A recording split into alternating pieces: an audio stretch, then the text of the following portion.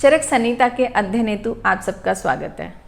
आयुर्वेद की श्रेष्ठतम संहिताओं में से एक संहिता चरक संहिता का हम यहाँ अध्ययन कर रहे हैं और इस संहिता में चिकित्सा के मौलिक तत्वों के अलावा आस्तिक और नास्तिक दर्शन और परोक्ष रूप में व्याकरण का भी विवरण हमें मिलता है। और अगर हम केवल इस संहिता का ही अध्ययन उचित तरह से कर लें तो हम बहुत सारा ज्ञान अर्जित कर सकते हैं। तो इसी उद्देश्य से हम यहाँ चरक संहिता का अध्ययन कर रहे हैं और अभी तक सूत्र स्थान के प्रथम 7 अध्यायों का अध्ययन कर चुके हैं और अब 8वां अध्याय जिसका नाम है इंद्रिय उपक्रमणीय अध्याय का अध्ययन कर रहे हैं। और अभी तक हमने पंचक और अध्यात्म द्रव्यों के बारे में पढ़ा है। तो पंचक में हमने 5 इंद्रियां, उनके द्रव्य, उनके अधिष्ठान, फिर उनके अर्थ और साथ ही हमने 5 इंद्रियों की बुद्धि के बारे में पढ़ा है। और इसके साथ ही हमने जाना कि अध्यात्म द्रव्य क्या है और इसमें मन और आत्मा के विषय में जाना। मन किस तरह से कार्य करता है और मन और इंद्रिय के लिए क्या ठीक है, मतलब अगर हमने इंद्रियों और मन को स्वस्थ रखना है तो किस तरह से हम उनको रख सकते हैं, इस सब का हम विवरण यहाँ पढ़ चुके हैं। अब आगे सद्वृत्त का वर्णन पढ़ेंगे, लेकिन आरंभ करने से पूर्व हम पिछली कक्षा में पूछा गया प्रश्न लेते हैं। प्रश्न था कि कफ दोष का निहरण किस समय में किया जाता है। तो इसका उत्तर है कि जब संचित हुआ कफ प्रकोपित होता है तब इसको चैत्र मास में इसका वमन के द्वारा निहरण किया जाता है। तो यह जो चैत्र मास का समय है ये बसंत ऋतु का माना जाता है और अगर हम आधुनिक कैलेंडर के अनुसार चलें तो लगभग मार्च का महीना, तो ये मिड मार्च का समय रहता है जब ये क्रिया करवानी चाहिए। और अब आज का प्रश्न है, क्या मन इंद्रिय है? और साथ ही हमें बताना है कि मन की संख्या कितनी है। अब हम इस अध्याय का द्वितीय भाग जिसका नाम है सद्वृत्त का अध्ययन आरंभ करते हैं। श्लोक नंबर 17 में कहा गया, तस्माद् आत्महितं चिकीर्षता सर्वेन सर्वं सर्वदा स्मृतिम अस्थाय सद्वृत्तम अनुष्ठेयम्। मतलब अपना कल्याण चाहने वाले सभी मनुष्यों को सर्वदा अपनी स्मरण शक्ति से जागृत रखते हुए अपने सद्वृत्तों का पालन करना चाहिए। यहाँ पर 3 शब्द यूज हुए और वो है सर्वेन, सर्वम, सर्वदा। तो यहाँ पर इसका भाव ये हुआ कि सभी मनुष्यों को और सर्वदा हमेशा ही अपनी स्मरण शक्ति को जागरूक रखकर, मतलब कि अपने आप को होशोवास में रखते हुए इनका पालन करना चाहिए। इसी से ही हम स्वस्थ रह सकते हैं, जो हमारे जीवन का मुख्य उद्देश्य है। और साथ ही बताया कि ऐसा करने से हम एक ही साथ आरोग्य तथा इंद्रियों पर विजय प्राप्त कर सकते हैं। तो इस अर्थ द्वय को मनुष्य इसी रास्ते से प्राप्त कर सकता है। अब इसके पश्चात सद्वृत्त का वर्णन किया गया और जिसमें ये बताया गया कि हमें क्या क्या करना चाहिए। तो उसमें महर्षि आत्रेय ये अग्निवेश को कह रहे हैं कि हे अग्निवेश, उस सद्वृत्त का उपदेश संपूर्ण रूप में कर रहा हूं। अब इसके पश्चात देवता, गो, ब्राह्मण, गुरु, वृद्ध, सिद्ध पुरुष तथा आचार्य, इनकी पूजा करनी चाहिए, मतलब कि हमें इनका आदर करना चाहिए। फिर अग्नि की उपासना, तो अग्नि की उपासना का मतलब कि विधि पूर्वक हवन करना चाहिए। फिर उत्तम औषधियों का धारण। तो यहाँ औषधियों का धारण का मतलब है कि हमें अपने शरीर के साथ इन औषधियों का जो भी हमारे को हमारे शरीर के लिए या जो प्रसंगवश मतलब हमें जो मिल सकती हैं उनका हम धारण कर सकते हैं। और अगर हम ऐसा समझें कि हम माला के रूप में भी इसका प्रयोग कर सकते हैं, तो कोई भी औषधि जिसका हम बाह्य रूप से प्रयोग करें, वहाँ ये वाली बात यहाँ पर बताई गई कि उत्तम औषधियों का धारण। तो जैसे हम ऐसा भी कर सकते हैं कि रुद्राक्ष की माला पहनी जा सकती है, या तुलसी के मोती बनाए जा सकते हैं, तुलसी की माला पहनी जा सकती है, वैजयंती की माला बनती है, इसी तरह से मोगरे की माला बनती है, और भी बहुत सारे अन्य। तो यहाँ ये विषय हुआ कि उत्तम औषधियों को धारण कर सकते हैं। उसके पश्चात प्रातः सायं स्नान व संध्या। तो दो चीज़ें हुई, यहाँ स्नान की बात हुई है और संध्या की बात हो रही है। तो यहाँ प्रातः सायं स्नान और साथ में संध्या का मतलब पाठ पूजा।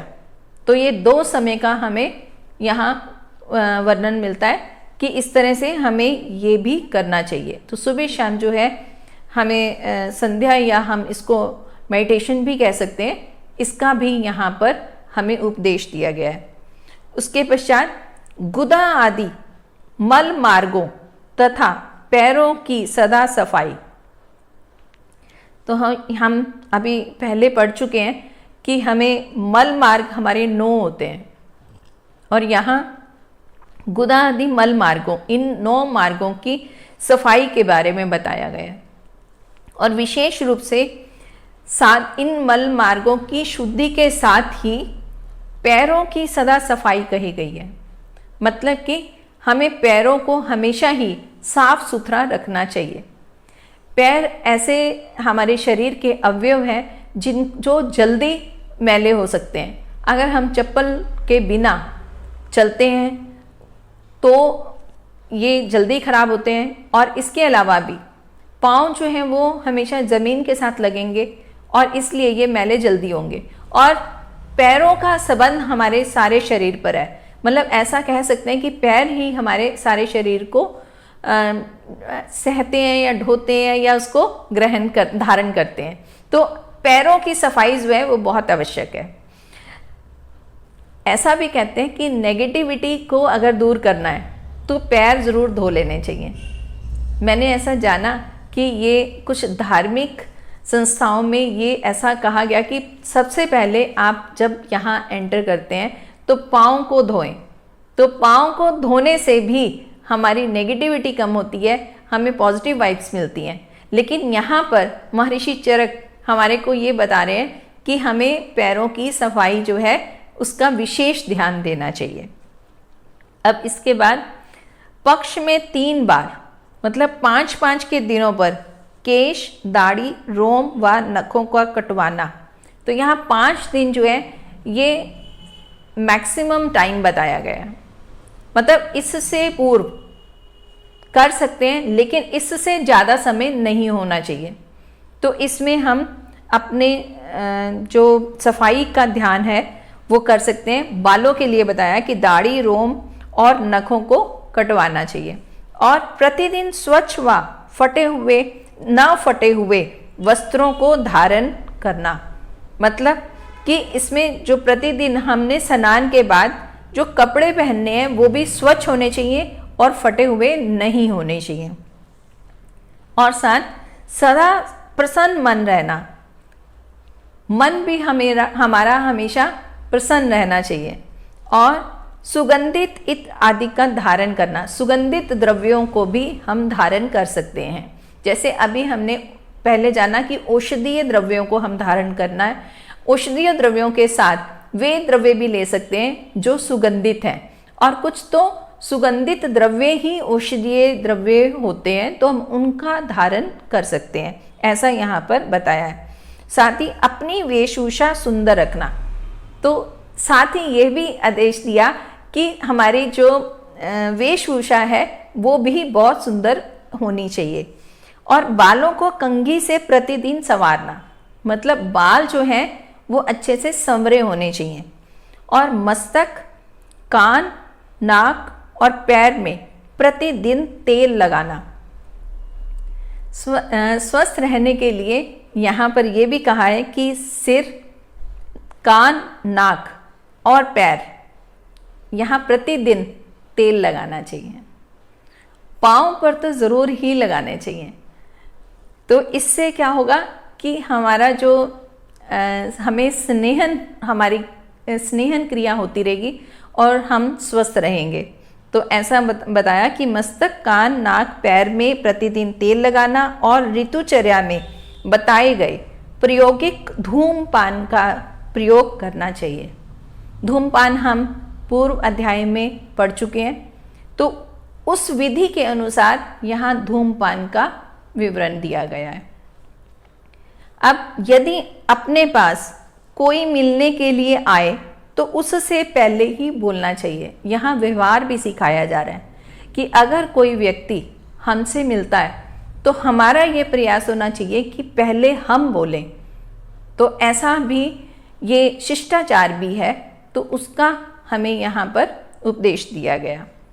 अब इसके पश्चात कहते हैं कि प्रसन्न मुख रहना और फिर दूसरे पर आपत्ति होने पर दया करना। मतलब अगर कोई और व्यक्ति दुखी है, उस पर कोई मुश्किल आई हुई है, तो हमें उसकी सहायता भी करनी चाहिए। और हवन तथा यज्ञ करना। पहले आरंभ में भी कहा गया कि हमें विधि पूर्वक हवन करना चाहिए, जिसमें बोला कि अग्नि की उपासना करनी है। और अब यहाँ दोबारा से कहा गया कि हवन और यज्ञ करना चाहिए। यहाँ हवन और यज्ञ में भी थोड़ा सा डिफरेंस रहता है। हवन हमेशा बैठकर किया जाता है और यज्ञ जो है वो बड़ा होता है और उसमें खड़े होकर आहुति दी जाती है। और साथ ही यहाँ दोनों में ये भी फर्क होता है कि हवन के मंत्र अलग हैं और यज्ञ के मंत्र अलग हैं। अगर हम ऐसा बहुत डीप डिफरेंस को ना समझते हुए केवल मात्र इतना ही समझ लें कि हवन और यज्ञ मतलब कि धार्मिक कार्यों में भी हमारी रुचि रहनी चाहिए और ये कार्य हमें प्रतिदिन करने हैं। और इसके साथ ही सामर्थ्य के अनुसार दान देना, ये भी स्वस्थ वृत्ति के अंदर आता है। और चौरास्ते को नमस्कार करना। तो चौरास्ते का मतलब चौराहा, और चौराहे के ऊपर मतलब हमें नमस्कार का मतलब है कि जो वहाँ पर व्यवहार करना है वो भी हमारा बहुत ठीक तरीके से होना चाहिए। और वहाँ हम अगर कुछ बिना देखें और अगर हम उसको अगर हम ऐसा कहें कि वहाँ ध्यान ना देते हुए अगर वहाँ से क्रॉस करेंगे तो एक्सीडेंट्स होने की भी यहाँ संभावना रहती है। इसीलिए इसको स्पेशली ऐसा बोला गया कि चौराहे के ऊपर जो व्यवहार है वो भी विधि पूर्वक होना चाहिए। और इसके पश्चात कौवा, कुत्ता आदि को बलि देना। मतलब कि कौवा या कुत्ता आदि मतलब ये जो जानवर हैं, इनको हमें कुछ खाने को देते रहना चाहिए। और साथ ही अतिथियों की पूजा करना। मतलब हमारे यहाँ जो भी मेहमान आ रहा है, अतिथि आ रहा है, अतिथि का मतलब जिसकी तिथि नहीं है। तिथि नहीं का मतलब कोई भी व्यक्ति मेहमान के रूप में आ सकता है, तो उसका हमें आदर करना चाहिए। और साथ ही बड़े लोगों का, हमसे बड़ी उम्र के लोगों को हमें आदर सम्मान देना है। तो सम्मान जो है वो हमसे बड़ा कोई भी हो सकता है, उम्र में बड़ा हो सकता है, पद में बड़ा हो सकता है, तो उनको हमें सम्मान देना यहाँ बताया।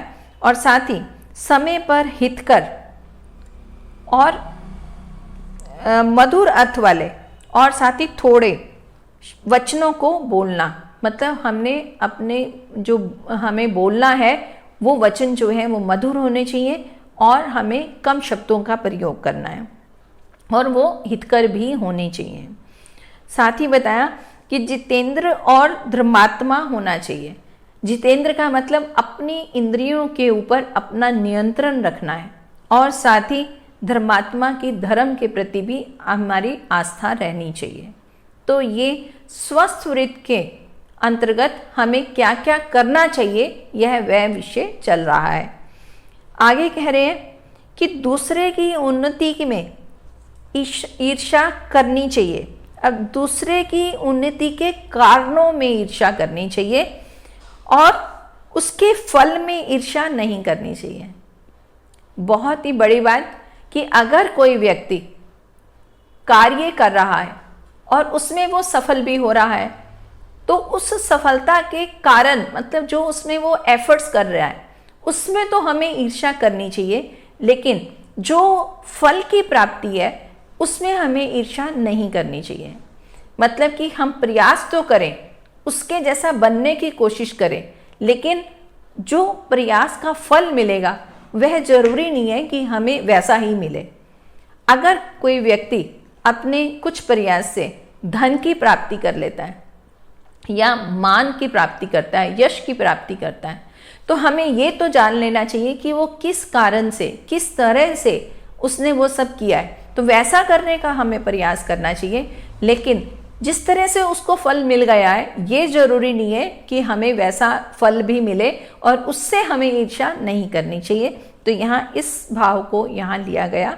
और इसके आगे निश्चिंत, निडर, लज्जायुक्त और बुद्धिमान, उत्साही और चतुर, क्षमायुक्त, धार्मिक और आस्तिक होना चाहिए तथा विनय, बुद्धि, विद्या, कुल और अवस्था में वृद्ध व्यक्ति, सिद्ध तथा आचार्य की सेवा करने वाला होना चाहिए। तो हमें ये कुछ बताया कि वृद्ध व्यक्ति, सिद्ध हों और आचार्य, इनकी सेवा हमें करनी चाहिए। और साथ ही जो उससे पहले बताया कि किस तरह से हमें रहना चाहिए, कि हमें निश्चिंत होना चाहिए, निडर होना चाहिए, बुद्धिमान होना चाहिए और उत्साही और अपने कार्य में दक्ष होना चाहिए। यहाँ चतुर शब्द जो लगा वो दक्ष के लिए लगा कि अपने कार्य में हम अगर दक्ष रहेंगे तभी हम स्वस्थ रहेंगे।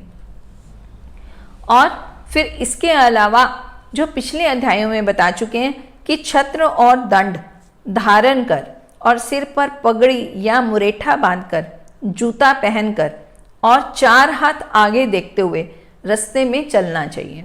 मतलब कि चलते हुए मार्ग का अवलोकन करते हुए हमें आगे बढ़ना है। और इसके साथ ही मांगलिक कार्यों में तत्पर, जो अच्छे कार्य हैं, मांगलिक कार्य हैं, उनमें हमें हमेशा ही तैयार रहना चाहिए। गंदे कपड़े, हड्डी कांटा, अपवित्र केश, तुष और कूड़ा करकट, भस्म, कपाल तथा स्नान करने योग्य और बलि चढ़ाने वाले योग्य स्थानों का त्याग करने वाला होना चाहिए। तो यहाँ पर ये तो समझ आ गया कि गंदे कपड़े, हड्डी कांटा, अपवित्र केश, तुष और कूड़ा करकट, ऐसी जगह पर हमें नहीं जाना चाहिए। और साथ ही ये बताया कि जहाँ पर स्नान करने योग्य जगह है वहाँ पर भी नहीं जाना चाहिए, अननेसेसरी, मतलब अगर आवश्यकता नहीं है तो वहाँ नहीं जाना है। और साथ में मना किया कि जहाँ पर बलि चढ़ाने का स्थान है, हम भूचड़ खाना वगैरह कह सकते हैं, कि जहाँ पर पशुओं को मारा जाता है उस जगह पर भी हमें नहीं जाना चाहिए, ऐसा यहाँ पर उपदेश दिया गया है। और सभी प्राणियों के साथ भाई के समान व्यवहार करने वाला होना चाहिए। क्रोधी मनुष्यों को विनय के द्वारा प्रसन्न करने वाला, मतलब अगर हमारे सामने कोई क्रोधित व्यक्ति भी है तो उसको भी हम उसको हमें प्रसन्न करने वाला होना चाहिए। अपनी नम्रता से हम उसका गुस्से को शांत करें। और साथ ही भय से युक्त व्यक्तियों को आश्वासन देने वाला, मतलब अगर कोई व्यक्ति भयभीत है तो उसको हमें आश्वासन देना चाहिए। और साथ ही दीन दुखी व्यक्तियों का उपहार करने वाला, सत्य प्रतीक, शांति प्रधान और दूसरे के कठोर वचनों को सहने वाला और क्रोध का नाशक, शांति के गुण को देखने वाला और राग द्वेष उत्पन्न करने वाले कारणों का त्याग वाला होना चाहिए। तो ऐसा सद्वृत्त के लिए बताया गया और इसमें कि हमें क्या क्या करना चाहिए। अब श्लोक नंबर 19 आता है, तो उसमें बताया गया कि हमें क्या क्या नहीं करना चाहिए। ये भी सद्वृत्त का ही एक भाग है। इसमें कहते हैं कि झूठ ना बोलें। सबसे पहले झूठ को लिया है कि झूठ ना बोलें, दूसरे के अधिकार या धन को ना लें, दूसरे की स्त्री से संभोग तथा दूसरे की लक्ष्मी को प्राप्त करने की इच्छा ना करें, साथ ही शत्रुता में रुचि ना लें, पाप ना करें, पापी व्यक्ति के साथ भी पाप का व्यवहार ना करें। कहते हैं कि पाप से घृणा कर, पापी से नहीं। वही यहाँ पे कहा गया है कि पापी व्यक्ति के साथ पाप का व्यवहार ना करें और दूसरों के दोषों को ना कहें, दूसरे की गुप्त बातों को जानने की चेष्टा ना करें और अधार्मिक मनुष्य, राजा के शत्रु, पागल, पतित और भ्रूण हत्यारे तथा शूद्र तथा दुष्ट व्यक्तियों के साथ ना बैठें। एक एक शब्द के ऊपर ये सिखाया गया कि हमें कैसे जीवन जीना चाहिए। यहाँ कहा गया कि पागल, पतित और भ्रूण हत्यारे और शूद्र तथा दुष्ट व्यक्तियों के साथ ना बैठें और साथ ही टूटी फूटी या मतवाले घोड़े, बैल आदि से जुती हुई सवारी पर ना बैठें। मतलब अगर वो टूटी फूटी है और उसको पागल घोड़ा या बैल चला रहा है तो इसकी हमें सवारी नहीं करनी है, क्योंकि बहुत सारे चांसेस ये हो जाएंगे कि एक्सीडेंट होगा ही। तो वो पहले ही आदेश दिया जा रहा है, उपदेश दिया जा रहा है कि ऐसा हम ना करें। और साथ ही जानू से कम ऊंचे आसन पर ना बैठें। तो जानू यहाँ घुटने के लिए लगा कि हमें अगर किसी आसन पे बैठना है और वो घुटने से नीचा है तो हमें उस पर नहीं बैठना है, क्योंकि अगर ऐसे आसन पे बैठते हैं तो वो बहुत सुविधाजनक नहीं रहता है और हम अपने आप को नुकसान पहुंचा बैठते हैं। तो यहाँ ये कहा गया कि घुटने से नीचे कम ऊंचे कठिन पर कठिन मतलब कम ऊंचा भी है और कठिन भी है, तो ऐसे आसन पर नहीं बैठना चाहिए। और साथ ही जिस शैया पर बिस्तर ना बिछा हो, तकिया ना लगाओ। तो यहाँ ये भी कहा गया कि बिस्तर भी होना चाहिए और तकिया भी लगा होना चाहिए। बिना तकिए के भी मना किया है सोने के लिए। तो यहाँ तकिया ना लगा हो इसलिए भी वहाँ पर नहीं सोना चाहिए। और साथ ही बताया कि अगर वो छोटी या बड़ी तकिया है, मतलब नॉर्मल से वो छोटा है या बड़ा है, तो भी उस पर ना सोवें। यहाँ सोने के लिए भी यहाँ हमें बता दिया गया कि किस तरह का बिस्तर होना चाहिए। और साथ ही पर्वत की ऊंची नीची चोटियों पर भ्रमण ना करें। यहाँ जो पर्वत की बिल्कुल पीक हम कह सकते हैं कि चोटी होगी, वहाँ पर भी अगर वो ऊंची नीची है तो उसका भ्रमण के लिए मना किया है, वो भी हमारी सेफ्टी के लिए। और साथ में पेड़ पर ना चढ़े। तो यहाँ हम ऐसा कह सकते हैं कि नाजुक पेड़ जो है वो टूट सकता है, उस पर ऐसा चढ़ने के लिए मना किया गया। और साथ ही भयंकर वेग वाले जल में घुसकर स्नान ना करें। पानी का बहाव बहुत तेज है तो उसमें भी हमें जाकर स्नान नहीं करना चाहिए। और नदी के कगार की छाया में ना बैठें और आग लगे स्थान के चारों ओर भ्रमण ना करें। मतलब कि तेज बहाव वाले पानी में स्नान करने के लिए मना किया। और ऐसा भी कहा कि अगर किसी जगह पर आग लगी हुई है तो उसके भी नज़दीक जो है वो जाकर भ्रमण ना करें। और बहुत जोर से ना हंसे। शब्दयुक्त अपान वायु का त्याग ना करें। अपान वायु का त्याग जो है वो अधारणीय वेग में हमने जाना था कि अपान वायु का वेग अगर हो रहा है तो उसको होने देना चाहिए, लेकिन यहाँ पर बोला कि अपान युक्त वायु शब्द युक्त का त्याग ना करें। मतलब कि वो शब्द युक्त नहीं, मतलब उसको कुछ नियंत्रण करके उसका त्याग करना चाहिए। और मुख को बिना ढके जम्भाई, छींक और हंसी ना निकाले। ये भी अधारणीय वेग ही है, जम्भाई, छींक। लेकिन यहाँ भी ये बताया गया कि इनको मुंह ढककर हमें इसका जो है वो वेग जो है वो धारण करना चाहिए। मतलब उसका वेग धारण नहीं करना चाहिए, मतलब कि इनको रोकना नहीं है, लेकिन इनके वेग को लेते हुए हमें अपने मुंह को ढक लेना है। तो ये एक तरह की विधि बताई गई है। और इसके पश्चात कहते हैं कि उंगली से नासिका ना कुरेदे। तो ये किसी के सामने भी इस तरह का हमें नहीं करना चाहिए कि उंगली नासिका में ना कुरेदे, ऐसा कहा। और साथ ही दांत ना किटकिटाएं और नखों को ना बजाएं। कई लोग नेल बाइटिंग भी करते हैं, वो भी गलत। और नख जो है वो मतलब नेल्स को आपस में रगड़ना, उससे आवाज़ करना, वो यहाँ पर गलत कहा गया है। और हड्डियों को परस्पर ना रगड़ें, भूमि को नख से ना कुरेदें, तृण को दांत से ना काटें और मट्टी के डेले को ना फोड़ें और अपने अंगों से विकृत चेष्टाएं ना करें। यहाँ ये कहा गया कि अपने अंगों से विकृत चेष्टाएं, विकृत का मतलब जो ठीक नहीं है, दूसरे को बुरी लग सकती हैं, तो ऐसे चेष्टाएं नहीं करनी चाहिए। और अधिक चमकने वाले तेजस्वी सूर्य, अग्नि आदि को तथा अप्रिय, अपवित्र, अप्रशस्त वस्तुओं को ना देखें, क्योंकि ये जो अधिक चमकने वाली चीज़ें हैं जैसे कि अग्नि या सूर्य, इनको अगर हम देखते हैं या इनका अवलोकन देर समय तक करते हैं तो इससे हमारी आँखों में जो रोग उत्पन्न हो सकते हैं। नेत्र रोग का मुख्य कारण यही रहता है, तो ऐसा यहाँ पर करने के लिए मना किया गया।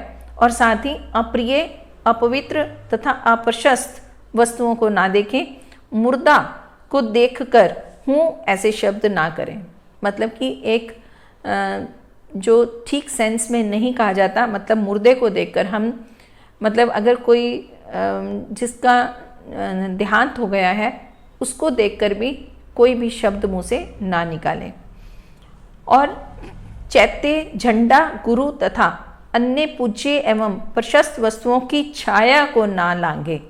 तो यहाँ छाया को ना लांघना भी, मतलब अगर हम ये देखें तो इसमें कहा है कि चैत्य, झंडा, गुरु तथा अन्य पूज्य और अप्रशस्त वस्तुएं, इनकी छाया को भी लांघने के लिए मना किया गया।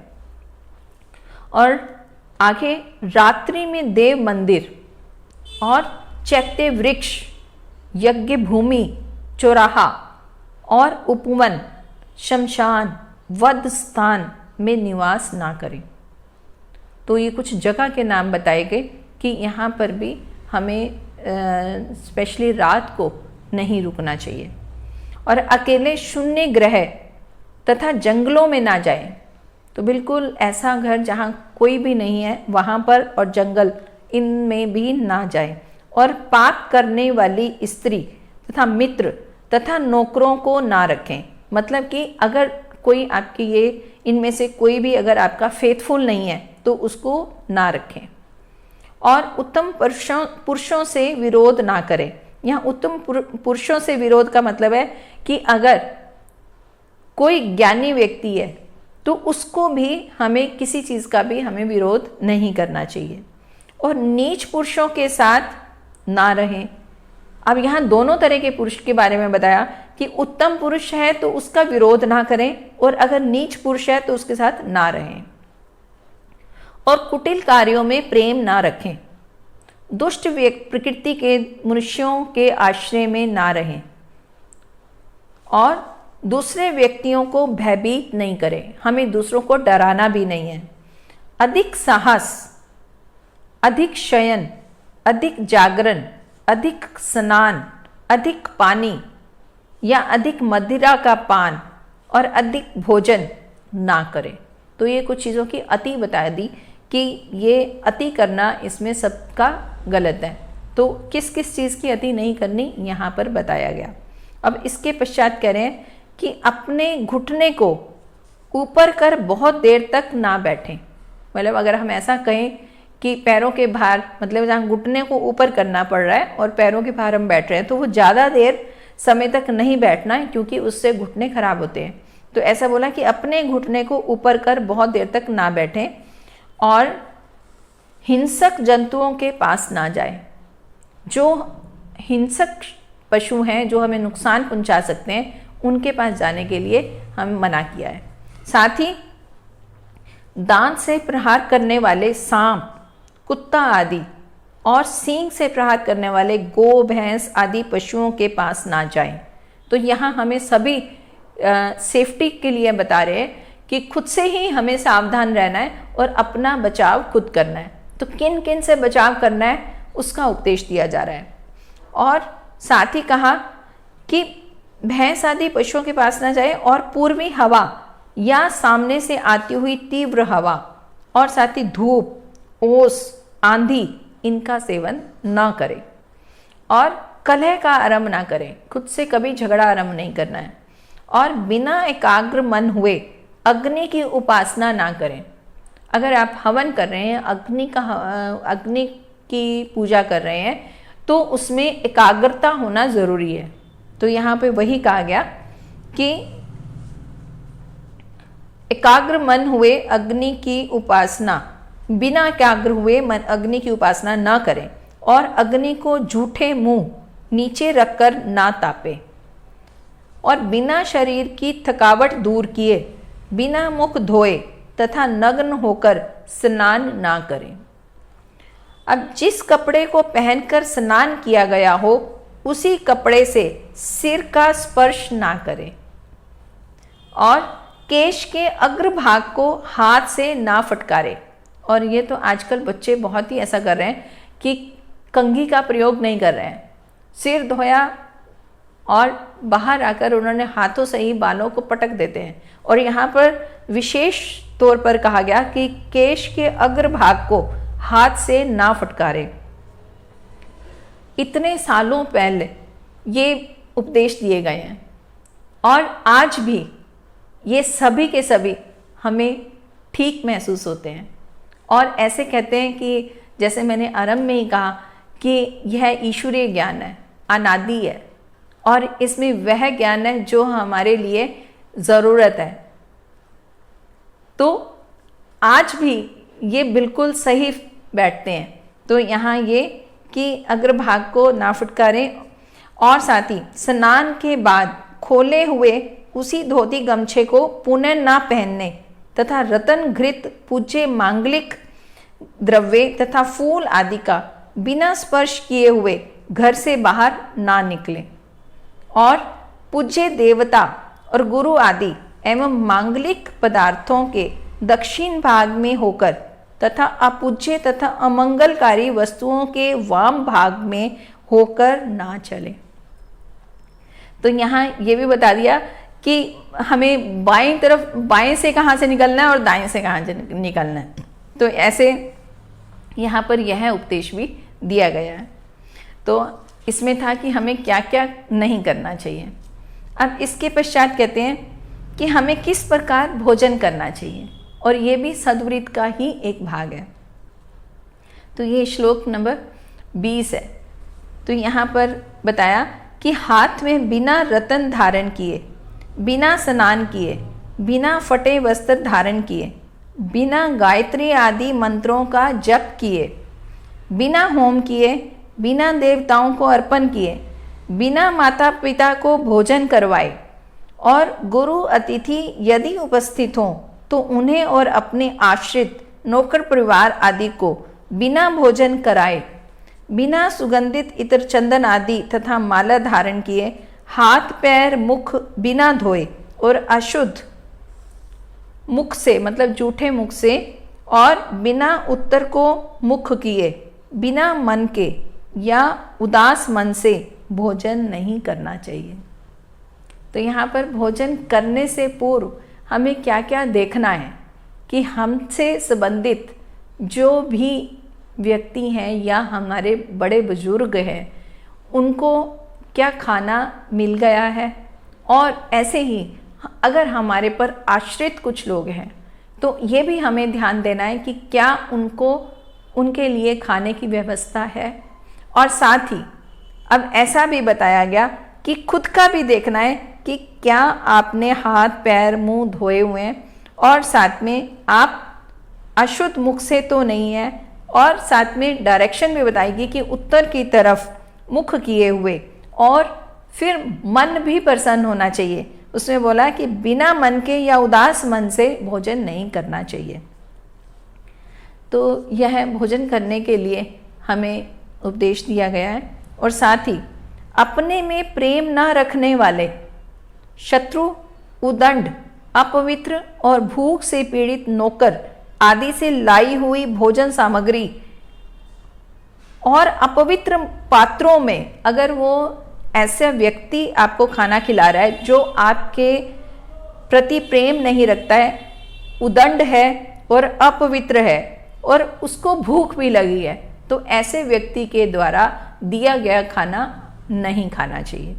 और साथ में बोला कि अगर खाना अपवित्र पात्र में है और अनुचित स्थान पे है और असमय में संकीर्ण स्थानों में और बिना अग्नि में हवन किए और प्रोक्षण करने योग्य भोजन का जल से बिना प्रोक्षण किए बिना मंत्र से अभिमंत्रित किए तथा भोजन की निंदा करते हुए भोजन नहीं करना चाहिए।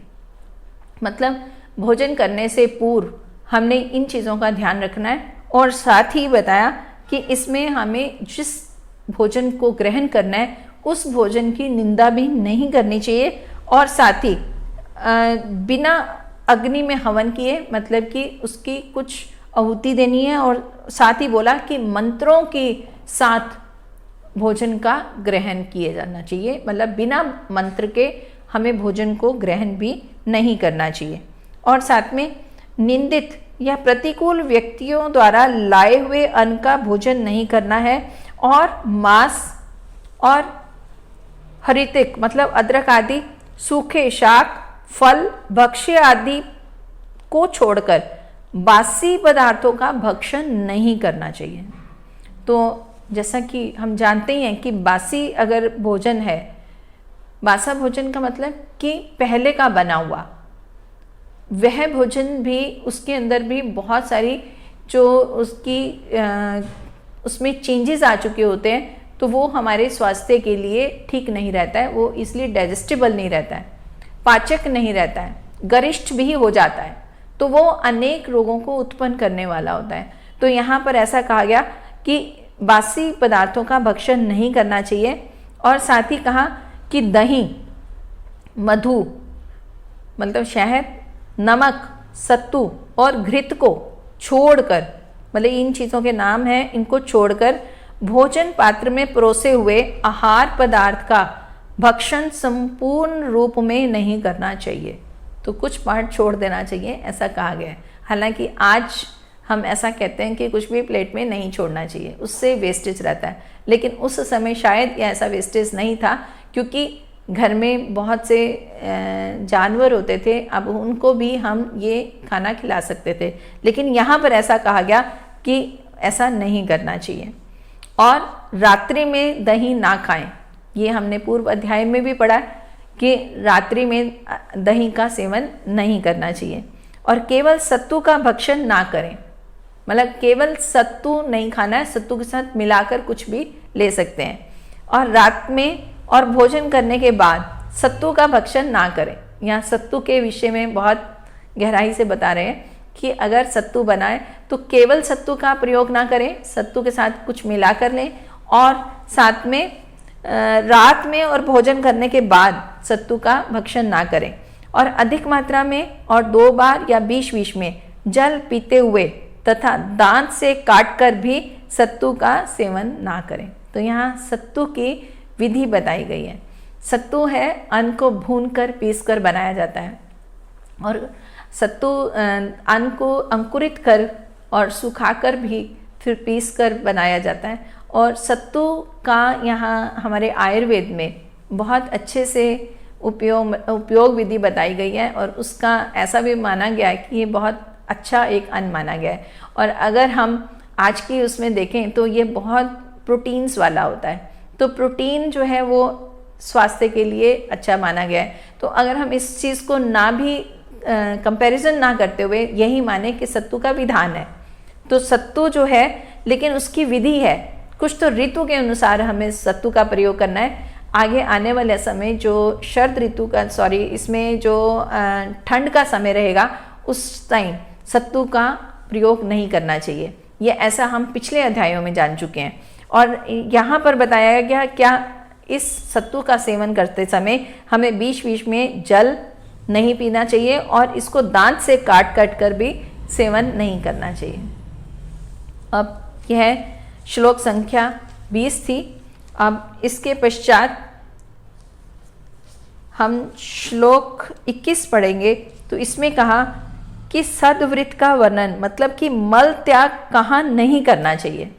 अब उसके विषय में कह रहे हैं कि शरीर को टेढ़ा कर छींक और भोजन तथा शयन ना करें। तो यहाँ हमारे पोस्चर की बात हो रही है कि शरीर जो है वो टेढ़ा कर हमें ये छींक, भोजन या शयन नहीं करना है। पोस्चर हमेशा सीधा रखना चाहिए।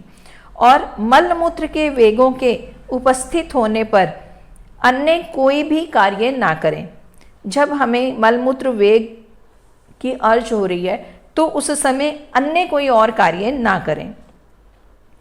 और वायु, अग्नि, जल, चंद्रमा, सूर्य, ब्राह्मण, गुरु आदि पूज्यों के सामने थूक, मल और मूत्र का त्याग ना करें।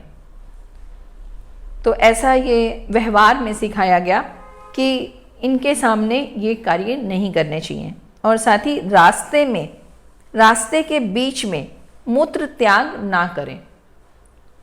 और जहाँ जन समूह एकत्रित हो वहाँ भोजन के समय